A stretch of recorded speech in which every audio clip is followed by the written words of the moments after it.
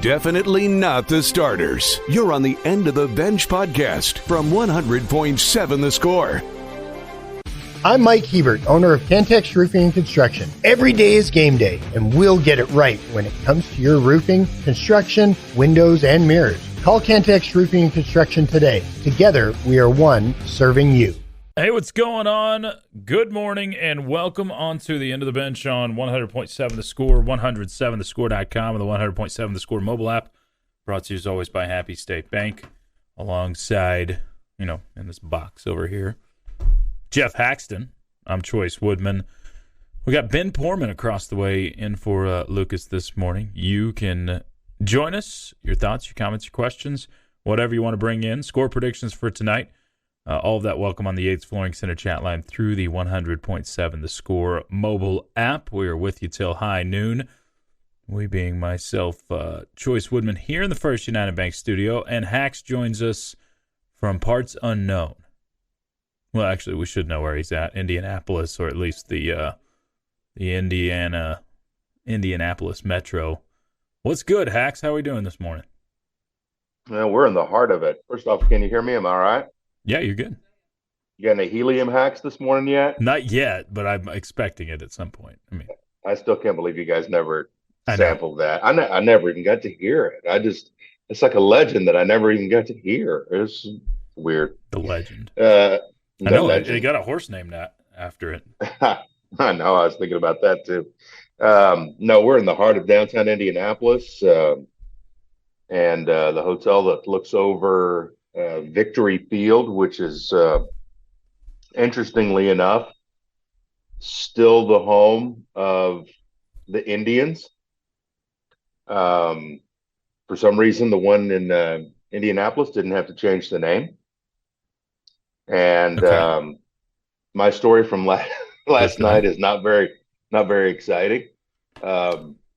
We have a very easy flight. It was great. And we have with Beard and Adams, John and Tom would bus all the way up to wherever we were going. And I'm talking almost everywhere. Yeah. If it wasn't the only one that obviously like Hawaii, you couldn't do. A little hard to do. It's a long ferry, right? Yeah, New York City, they wouldn't make that trip. But I mean, Morgantown, they were there. Miami, wow, there. So we have rental bus now. It's a very nice bus. Very nice. Get on it. It's pretty easy to get to the JW Marriott, okay? Mm-hmm. It's like one of the taller buildings in Indianapolis. We went around it 4 times. It was like, do you remember the movie, it was a European Vacation? Where Chevy Chase, Big Ben, Parliament, Big Ben, Parliament, Big Ben, Parliament. Yeah, where they're sitting there in the roundabout forever. Yeah. Yeah, exactly. That's the way it was. So that's my story from yesterday. It's like, we've come all this way and we've done so good, and now we just can't even get into the parking lot to unload. Well, got a big one tonight. We'll dive into it. Hey, what's the line? Have you not seen it? I haven't seen it. The one I saw last night was 1.5. I have not seen all right. That was a little off. A little bit in the right direction, if you're a Tech fan. I'm trying to see if that's changed any since last night. Yeah, it has. It's moved towards Butler 2.5 now. So people are betting the Bulldogs at home. But tells you what Vegas thinks of the Red Raiders and I guess how they played to finish out the Bahamas.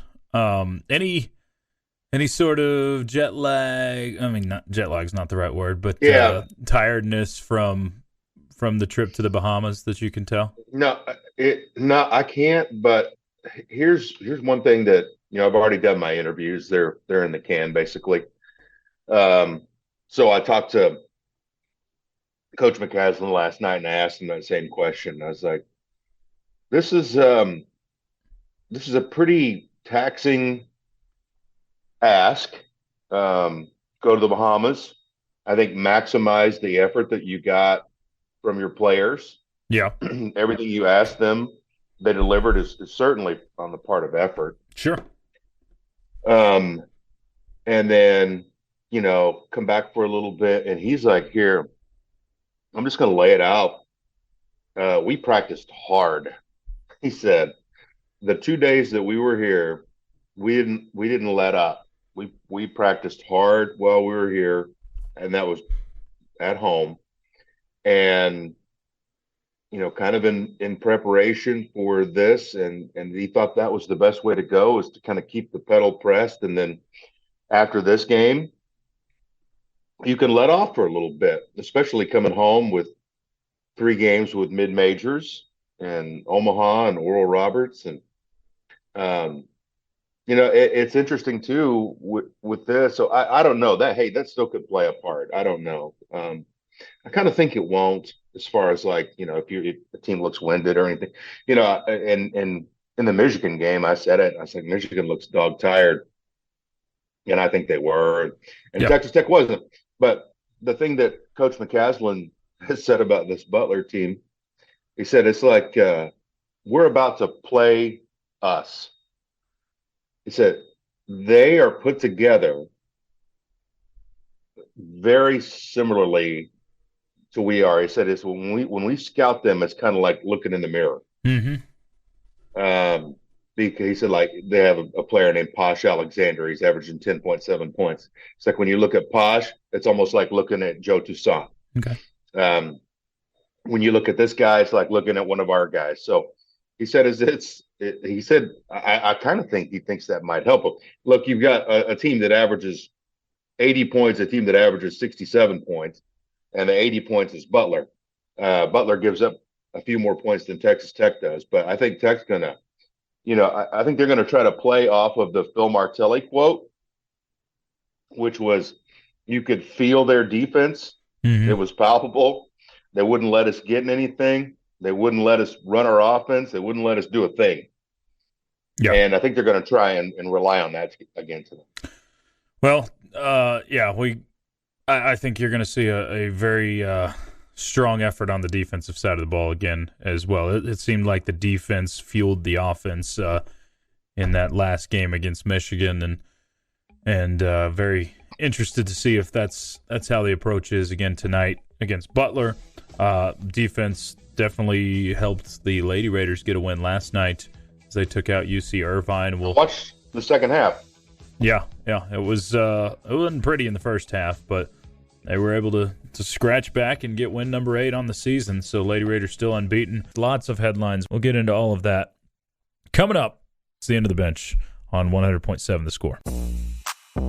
Definitely not the starters. You're on the End of the Bench podcast from 100.7 The Score. It's Thursday with the End of the Bench on 100.7 The Score and 107thescore.com. Chois, Woodman, Geoff, Haxton, Ben Porman with you this Thursday morning. Keep hitting us up. Thoughts, comments, questions, whatever you got on the Yates Flooring Center chat line. Time for a few headlines as part of what you need to know.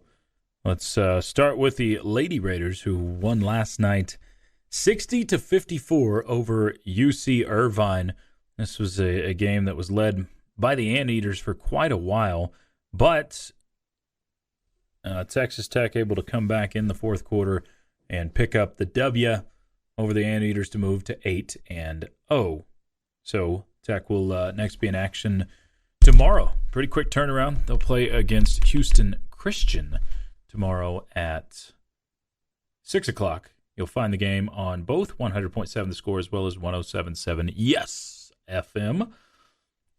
Texas Tech saw some names on the Big 12 list yesterday as the conference released. It's all Big 12 teams and conference postseason honors.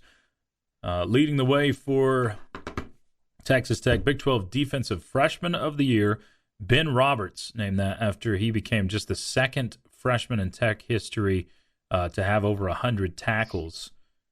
Where's he from? Somewhere down south. Man, I cannot remember. He is from...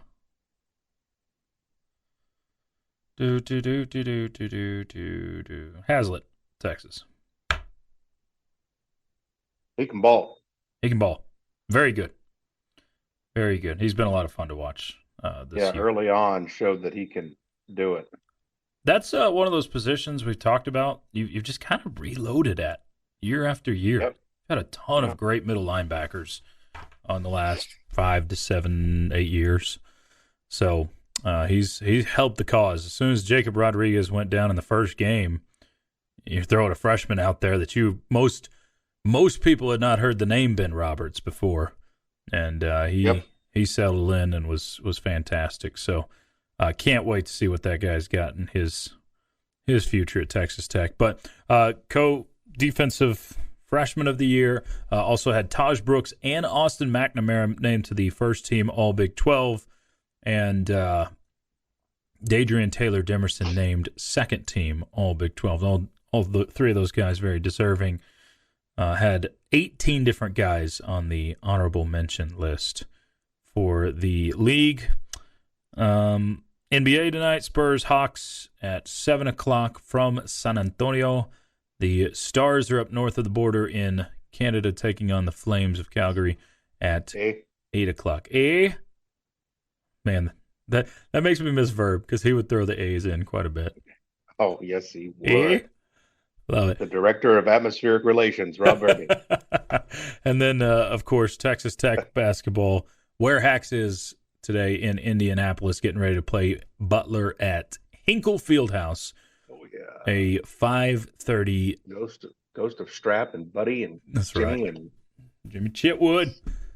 You remember the who they played? Coach McCaslin, by the way, said he was Ollie in college. He was Ollie in college. I could see that. He didn't play much in college, and he was very just fighting small, to get on the court. Very small. That jersey engulfed him. Yeah, it wasn't that. He's like, it wasn't that way in high school, but in college, I was more like Ollie than Jimmy. They play the South Bend Bears. Good job. Well done. I mean, if it's your favorite sports movie, you should get that. But I was just throwing a little test, and you passed with flying colors. So, Red Raiders and Butlers tonight. Butlers, same thing. At you went Nacho Libre. I did go. It's the Easters. The Red Raiders are playing the Butlers. Since the Easters. Yeah, Butler tonight at 5:30. All right, what are we going to see tonight? Now that you've checked out the Bulldogs a little bit. We're going to see two teams that look an awful lot like each other under first-year coaches. Thad Matta, of course, been around forever. Yep. Do you know who is on the bench with Thad Matta as a coach? I'm thinking. I don't believe I do, no. Okay, let's go Buckeye Connection. See if this can help you. I'm going to get you there. Oh, gosh. Buckeye Connection. You're going to have to help me even more. Monster. Greg Oden? Greg Oden. Is he Correct. really? Yes. So Oden is an assistant coach for Butler. You will see Oden on the bench tonight in Butler Blue. Oh, my gosh. No, I did not know that. It only took me 3 clues to get there. Yeah, I mean, you got through there with 3. Monster. I mean, Buckeye and Monster. I mean, there's pretty well one guy that you think of. You could have gone down in Monster. You could have gone NBA bust too, and I might have got it. Well, that's where I was going next. Yeah, poor guy. He just could never get healthy. Now we're going to see two teams that look a lot like each other. One that wants to. I'll tell you what Butler's going to do. Butler is going to try to play a very free-flowing offense. They'll want to space things out. You look at 80.6 points per game, and you think kind of maybe pressure, push it. It's not really like that. It's spread the floor, get into your offense. You know, they don't turn it over much. They don't cause turnovers a ton. They're not going to foul you. It kind of sounds like an Iowa State scout from over the years. Maybe not so much currently with the Cyclones, but it sounds a lot like that. Kind of a pro style. And I think what they're going to do tonight is really dare you to shoot the three. I mean, I feel like they're going to not press out. So in other words, I think you'll be able to play a lot of catch around the perimeter. Yeah. They don't want those paint touches, so they're going to sag, they're going to sink, and see if you can beat them from the outside on the road. Now, of course, if you start nailing threes, then they'll push out a little bit more. But just get into your offense, run it. They obviously have talented guys. Posh Alexander, 10.7. DJ Davis, 11.4. Jamil Telfort, 13.9. Pierre Brooks, 16.7. So they've got a lot of guys that can score the rock from kind of all over the place. If you look at their roster, they have a ton of bigs, but only one really plays. Yeah. And so this is like, this is college basketball. It's a guard-oriented team that likes to really score and doesn't really want to play that much defense. Is Pierre Brooks the best player? Yeah. Yeah. I mean, by a decent amount, or? Yeah. I mean, as far as like offensive firepower, I mean, if you just go across, number one in points, number one in threes, attempted and made, number one in field goals made, number one in minutes, and number one in overall points with 117, which that would equal kind of what I told you before. But yep. Yeah, Pierre Brooks leads them in many, many categories. Let's see here. And here's something that I think if you can do like you've done a couple of games already, your chances of winning goes sky high. Texas Tech is averaging 6 more rebounds per game than the opposition. Butler just 0.3. Okay. So maybe that's something to look for. Sure. And Beard always used to say, whoever rebounds wins. For Grant McCaslin, it's toughest team wins. Yeah. They all kind of come around and say the same thing. I think if you box out and rebound, then you got a great chance. I think I saw a stat. It's been years since I've seen that stat, but I want to say that in college basketball, it was something like 75 or 80% of the time, the team that wins the rebounding battle wins the basketball game. There you go. It's like it definitely has a correlation, and I'd like to find that. I need to figure out where that stat is, but if you win the rebounding battle, I think that's a good point. You're going to be probably bigger on average height than this team. You look at what Tech puts out there with Darian Williams and Devin Cambridge and, of course, Warren Washington. So you got to rebound and keep them off the offensive glass. But Cambridge has done a really good job on the offensive glass, too, in the last couple of games. So if you can get him going there, I feel pretty good about your chance. Cambridge he's also creeping on 1,000 career points. There you go. So that game tips off tonight at 5:30. Coverage begins at 4:30. You'll hear Hax and Level on the call. Playing time is not required. This is the End of the Bench podcast from 100.7 The Score. See End of the Bench on 100.7 The Score and 107thescore.com, 100.7 The Score mobile app. And you can watch us always live on the YouTube channel. Double T Sports Network. All you got to do, search that in the YouTube channel. And got all 12 of our local hours of programming per day on there. Keep hitting us up. Whatever thoughts, comments you got coming in on the Yates Flooring Center chat line. Hax, I had it on the Smithsonian channel in here just a little bit ago. I saw a show that looked right up your alley. Never heard of it before. But it's called Ice... Oh, man, I've already forgotten the name of it. Ice Flights Alaska? No, Ice Airport Alaska. It's a real thing, apparently. You seem to be into the planes and stuff and landing. It's one of the weird things of my... Oh, God, I had another panic attack on the plane leaving yesterday because I just sat there, and my anxiety built and built and built. But if I were to get home at a decent hour tonight, I would fly a plane on my Xbox. So yeah, I'm a weirdo, but got a lot of Summit League flashbacks, mid-con flashbacks coming up here to Indianapolis. This was my life for 11 years coming through Indianapolis and Fort Wayne and Macomb, Illinois, and on and on and on with these Midwest northern cities. I just lived it for so long. Your and favorites. So, yeah, I do like Indianapolis a lot. I think it's a great downtown. It's clean. It's nice. They're gearing up for the Big Ten championship here, which will feature Iowa and Michigan. Yeah.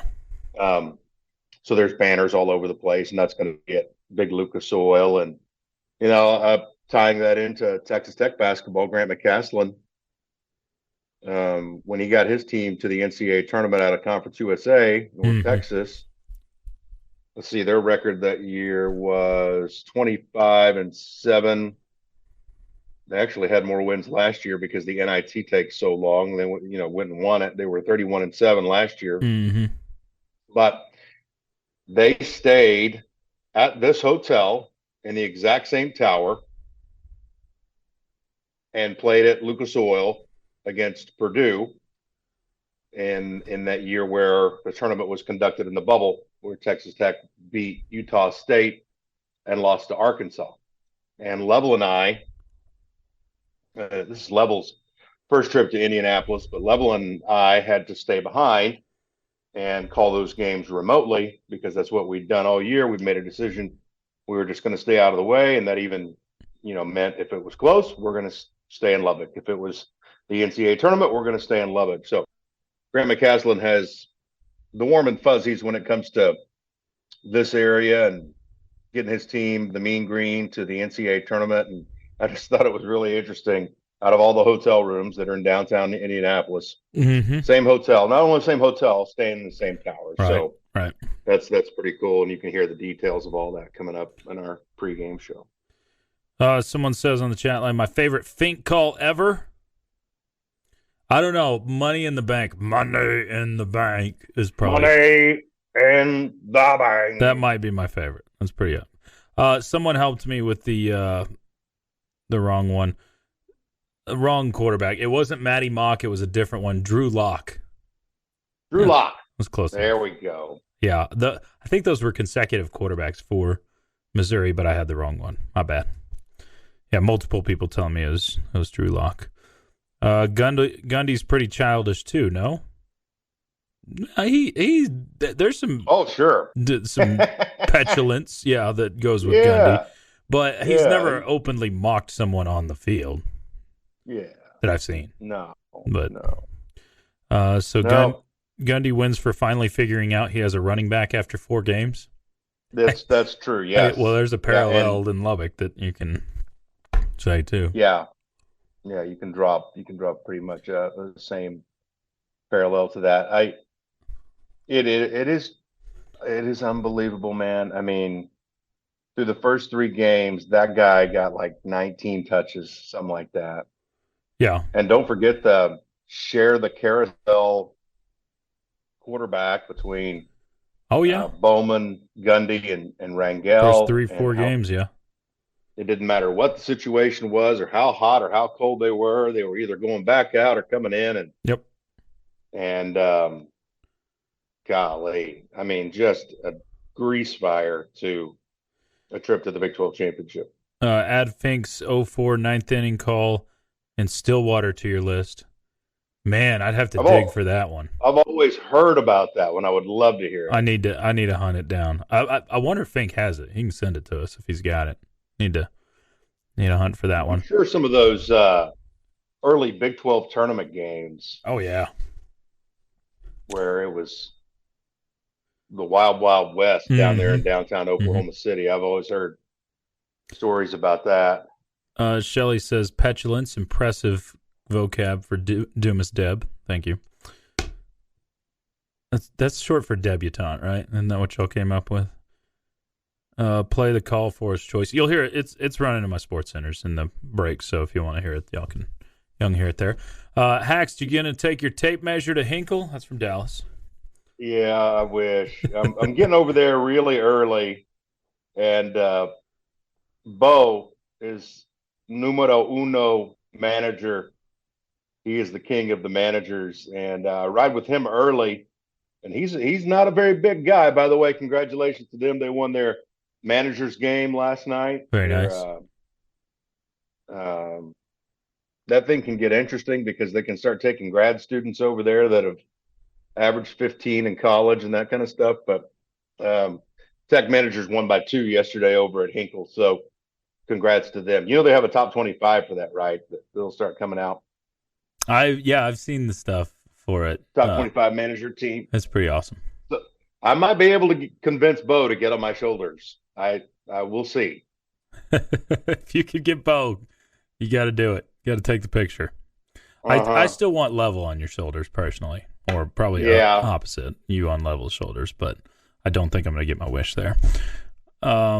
Mark says, hey, Hax, Chuck was talking about you this morning on the morning drive, mentioned if y'all ate at the steakhouse there. Was this the Elmo's one? Yeah, we didn't go to St. Elmo's. You've been there before? Oh, yeah. Yeah, many times. Pretty good stuff? I was so poor back then, which I'm still poor, but I would go in there and have like 2 Miller Lights and a shrimp cocktail. 2 Miller Lights and a shrimp cocktail. Everybody else would have ribeyes and T-bones. Yeah. And I would be over there munching on shrimp cocktail and Miller Lights. Was it a good shrimp cocktail? It's the best in the world. Wow. All right, keep the thoughts coming in on the Yates Flooring Center chat line. Wow. Yeah. Is there the debutante thing? Yeah. We got to talk about this. Because that's straight off that's here in Savannah. In Savannah. Debutante. It's like the words dripping like molasses out of your mouth. Yeah. You're doing more of a Florida panhandle thing when really, yeah. I'm sorry. That's I got classic. I get you. And then Oscar. We can't pay him. We don't have the greenbacks. Can't pay him. For all of y'all lost, we're in a hole with. We'll tell you this. I hope I'm paying somebody back. I was up here on the 22nd floor, and my neighbors, they did not stop screaming until 2:30 in the morning. Ooh. And so I got to sleep about 3 Eastern time. So now I hope they're hearing me. You hope they're hearing? I bet they don't hear you because you're not screaming. But you can scream if you want. Just give me a warning so you don't scare me. Playing time is not required. This is the End of the Bench podcast from 100.7 The Score. Happy to be part of your Thursday. You're listening to the End of the Bench, watching on 100.7 The Score, Fox 34 News now, with Geoff Haxton joining us from Indiana. I'm Chois Woodman. Ben Portman across the way taking care of us. You got any questions? Bring those in. We're 15 minutes out from Ask The Benchwarmers. You guys always have fantastic questions, so bring those in as we ready for that. Get you some Portal Potty news right now. Let's go ahead and hit the Portal Potty. The latest big name. Did you see it in the portal? I don't know. Maybe DJ Ukulele. Oh wow. Ugalele, whatever, however you actually say his name, but the ukulele from Oregon State. His head coach left, but he just entered the portal. So, of course, he started his career at Clemson. Now in the portal from Oregon State. So there's another big one. There's a lot of quarterbacks that are trying to go get paid right now. And then this is all that is, man. Is you can have your buddies, or you can have connections, or the guy that originally recruited you at a different school, or your coach could have left, or your conference could have folded. blah, blah, blah, blah, blah. If you've gone and put out the numbers, we heard what Matt Rule said. He didn't say that for funsies, right? Funsies. I love it. Good quarterback is going for $1.5 million, Yep. $2 million. That's all this is about. Just like super conferences is all it's about. Just like burying rivalries that are over 120 years old. Yep. It's all connected, and it's all connected to the almighty dollar. That's all this is. Yeah, definitely with the quarterback position. I think there are guys that are leaving. Yeah, that's what I'm not limiting. I'm not limiting or putting an umbrella over all people that want to transfer. Yeah, like Landon Peterson is not getting out of Lubbock sure to go get paid because he's already getting paid, and getting a scholarship and getting $20,000 ain't bad. That's a pretty good life. Sure. It's for him probably. Hey, I'm probably not quite at the level I need to be at to play at this level, so I'm going to go find some place where I can play and get better. I guess. I mean, that's just what I would imagine. Yep, I don't disagree. Yeah, I think there are guys that are absolutely all in it for the money and the free agency that's out there for them. I mean, we heard you brought up the comments from Matt Rule yesterday that it cost $1 million to $1.5 million to get a good quarterback. Heck, there's guys out there making more than that. We know that, but it's just what it is. When you see the good players that have had good seasons into the portal and that are coming where they've been starting the whole time, that is 100% what it's about. Trying to capitalize and I wondered on your success. I wonder too if it's like in the NFL where a guy is ramping up. He started to find some stardom. He's coming out of his rookie contract, and he knows he's playing for an eventual free agent deal where he's going to get paid. What does he do the year before that? Plays like a madman, sets individual highs. I wonder if you're going to see like that in college some. Yeah. It's like at Oregon State, I threw for X amount of yards, 8,000. I had 25 touchdowns, and that's earned me now this contract offer at Florida, sure, for instance, and I'm going to get paid that. I mean, just look at, I mean, if you're Florida boosters, aren't you thanking your lucky stars that guy went to Arizona State? I mean, he's an okay quarterback, but is he worth all the millions they were going to hurl at him? It's just crazy. It is crazy. So I wonder if you'll see some of that. It's like, yeah, all right, I'm getting out of Oregon State. I'm going to go transfer to Penn State, and they're going to pay me X amount. And now I don't have to worry about it that much. It's kind of like Mike Elko. And this is jumping from players to coaches. Yep. But Mike Elko is over there hammering his head against the wall at Duke, trying to win at a place that just doesn't care. It's hard to win at, yeah. It's hard to win at, but it's been proven you can win some there. Sure, but you're right. They don't invest like other places.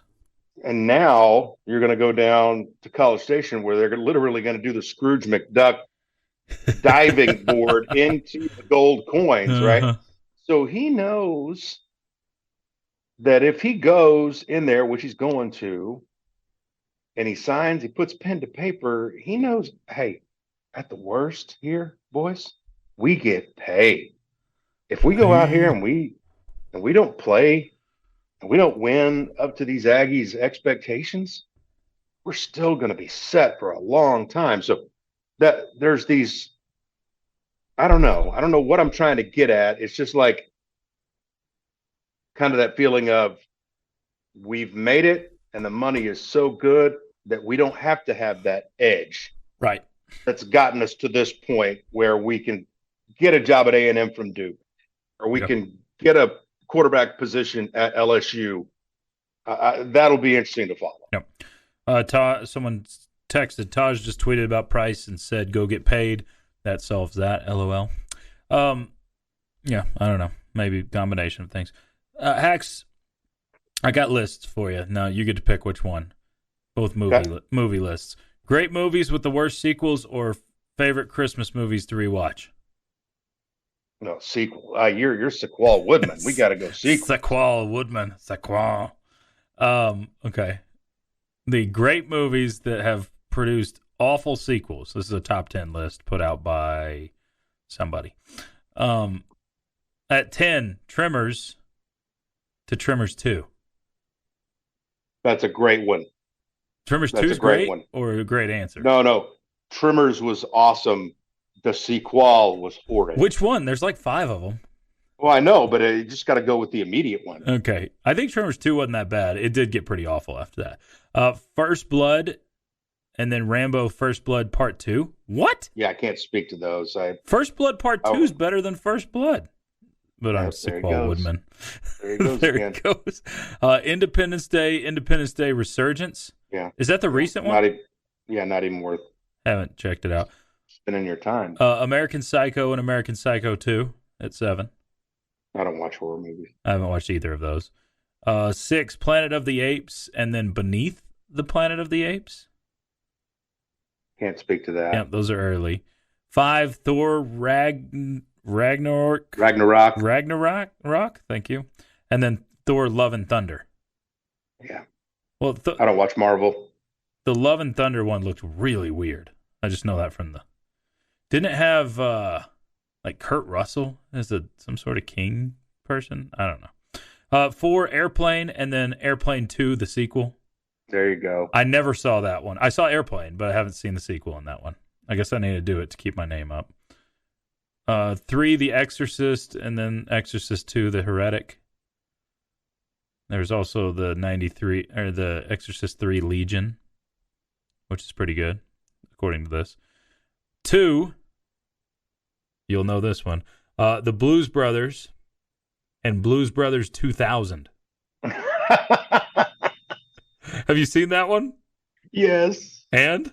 It's got John Candy in it. You like it or no? Oh, it was terrible. Was it really? I have not seen it. Yeah. I've watched Blues Brothers, but not Blues Brothers 2000. I haven't thought about Blues Brothers 2000 maybe since 2000. And then number 1 on the list, and I agree with this one. And Caddyshack and Caddyshack 2. No. I don't even think they acknowledge that Caddyshack 2 existed on this list. Number 1 on the list, Dumb and Dumber and Dumb and Dumber 2. That was probably the most disappointing movie of my lifetime because of how much I love Dumb and Dumber and how horrible Dumb and Dumber 2 was. And I'm Sequel Woodman, so.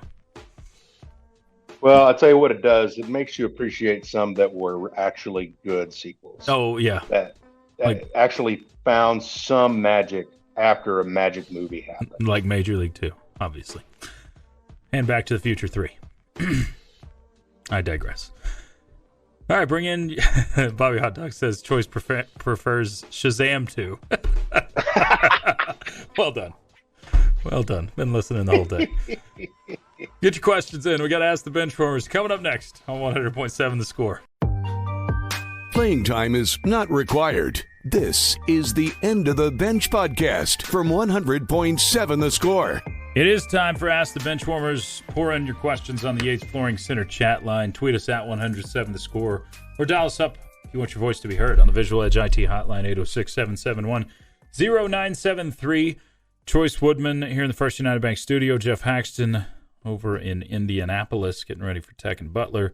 Ben Porman across the way. Questions for any and all of us are welcome. First one on the chat line. Hi, it's Jen Coolidge. Those commercials. Oh goodness. This from the Yates Flooring Center chat line. Laura. I know. Benchwarmers, which new Big 12 team will have the most success next year in football and the most across all athletics? Well, did you see the Sports Illustrated Sportsman of the Year? Yeah, I did. It almost has to be fake. The guy that went 4-8 for a football season. Yep. Is the Sportsman of the Year. Like that's Well, Babylon Bee type of territory. It's kind of like what I was talking about with once you get the money, you don't have to worry about nothing. I mean, it's like Dan Lanning said it all weeks ago. They play for clicks. We play for wins. I think there's still a huge majority of people out there that are involved in athletics to win, but it has dropped. It's now you can be successful, or maybe even the most popular person in college athletics, and stink. I mean, it's wild. It is wild. Yep.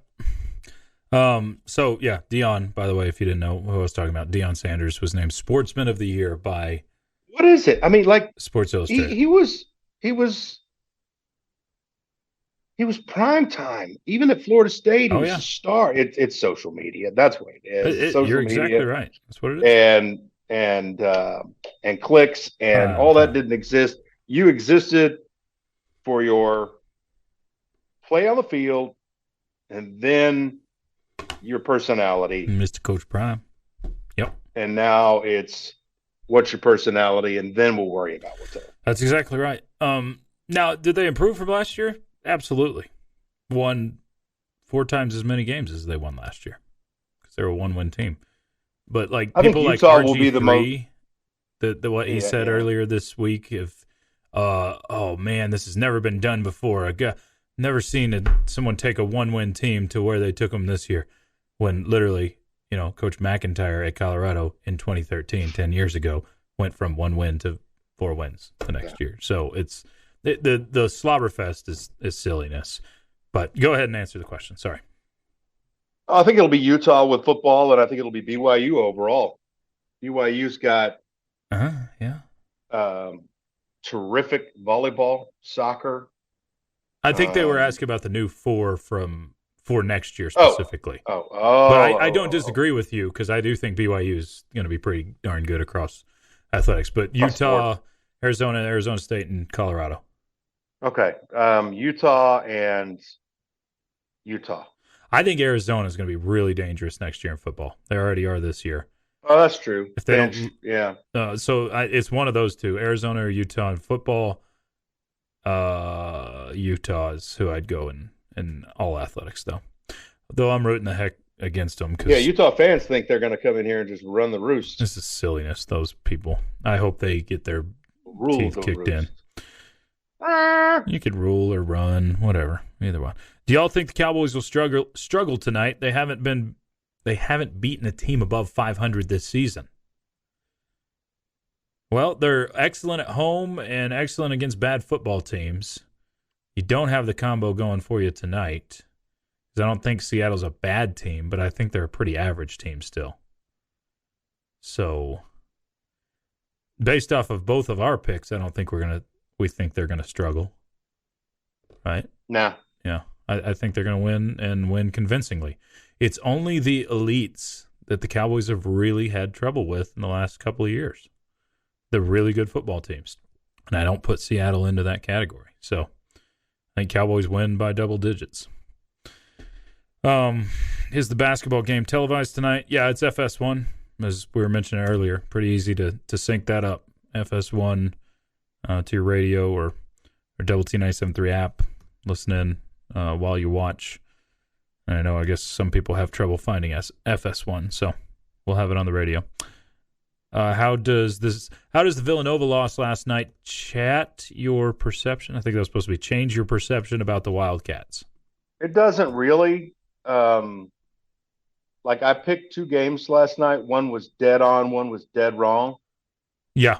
I thought Arkansas would kind of be in the tank after the Bahamas, and they were the opposite. Of course, they had a record 20,000 in that arena, Bud Walton.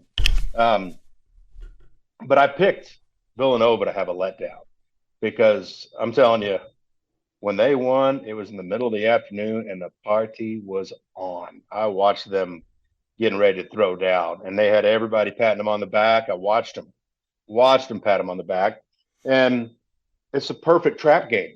And so we've seen them fall into 2 traps now. We've seen them fall into a trap with Penn and fall into a trap with St. Joe's. And St. Joe's is not bad. So it doesn't surprise me at all, and it doesn't change my feeling about them one bit. Yeah, I guess so you were claiming that they were Elite 8 caliber earlier this week. You still feel that way? I'd back off just a tiny bit. 16. 16. Okay. Mm-hmm. So still really I guess good. it does change it a little bit, but not much. Not a whole lot. Yeah. Pretty good basketball team still.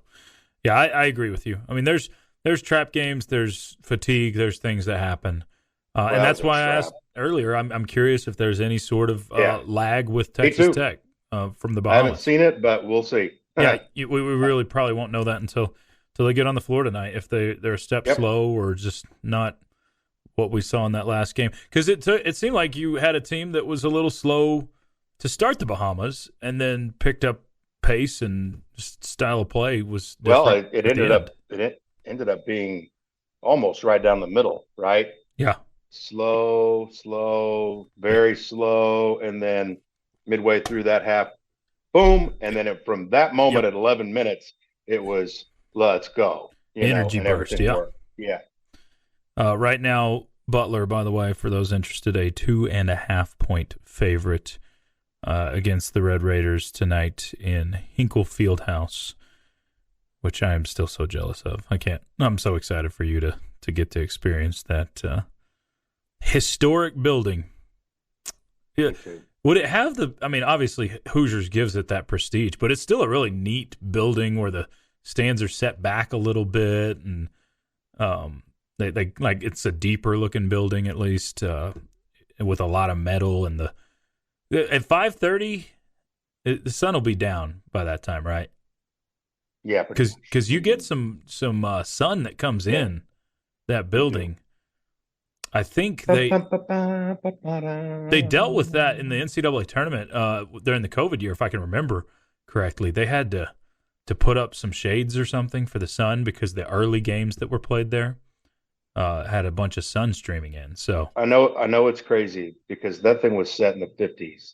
Yeah, but in the early 1990s, even still, the picture of that movie is eerily close to what I was living in the early 1990s. I'm telling you, because we still had the WPA Project gyms. Everybody started getting new gyms on my way out. Yeah. Small towns, small gyms. We had the exact same color scheme. We felt we were overlooked. We felt we had to have a chip on our shoulder to win. Yeah. And we won a ton of games and got to state 2 years in a row with the final 8 teams out of about 85 teams. But that's the movie, kind of the Gene Hackman's character, Norman Dale. My coach had a lot of similarities. So I'm just telling you why I love this movie so much. It's almost like you had a chance to live it. And I know that's crazy 4 decades later, but there were a lot of similarities, man. Val says, does Hax travel with the team? He does. I am very fortunate too, yes. Yep, he is. He's traveled up, and he'll travel back late night tonight after hopefully a win. Those plane rides are a lot quieter when you don't win, so hopefully you get a noisier plane ride today. Hax, go enjoy Hinkle and bring us home a dub. All right, we'll see you tomorrow. Level and I on the air at 4:30, Double T 97.3. There you go. Don't forget to listen in there. That is Geoff Haxton for Hax and for Ben Poorman. Thanks to him today for filling in for Lucas. I'm Chois Woodman. You've been tuned in to the End of the Bench. This has been the End of the Bench podcast from 100.7 The Score. Go to 107thescore.com for more from the Double T Sports Network.